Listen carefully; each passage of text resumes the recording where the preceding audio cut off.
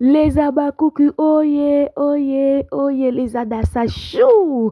Oye, bon continuer à s'abonner massivement na kati ya Dassa Temo TV. Lelo toza nesengo. Biso tozala ka nesengo. Parce que lelo to comprendre que mutu oya kangi YouTube mobimba si la bisalu Beckham pomba scène leader akara non non non non. Ya on a benga ke mokonzi ya écriture yende mama na bango asimbi ya botika simbi YouTube ya si la bisalu tala akoma na ye ba film mais domination suite et fin année oyo boyebi ke meilleur film ya année oyo eza domination si la année oyo akomi ba film ya kitoko to bandi na blocage réclamation domination et toza nesengo parce que film na biso ya domination et accumulé 1 518 000 vies.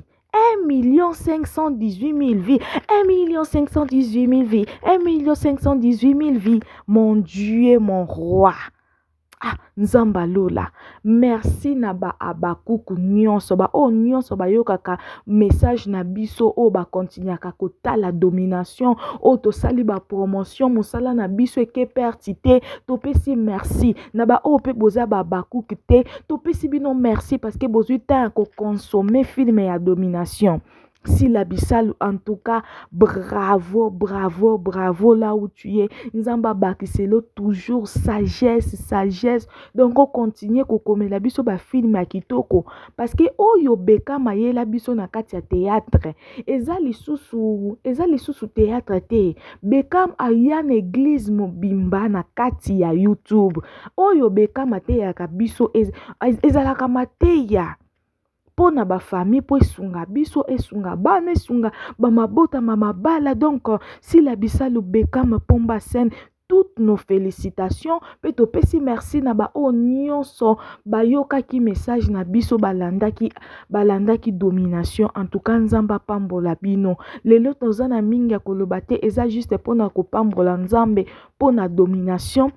C'est pas facile. Domination est accumulé 1 518 000 vies. Oh, cher Abakuko, félicitations. Mouton nyon soza Abakuko. Donc, bozela na fête parce que décembre, oyo, eze abiso, na zone di make, bokozala contente na komona susu film mususu oyo kozalela biso lokwa ndeti ba joyeux Noël. Donc tozo zela esbia koma lisusu parce que maman na biso tanga alambaka biloko kitoko.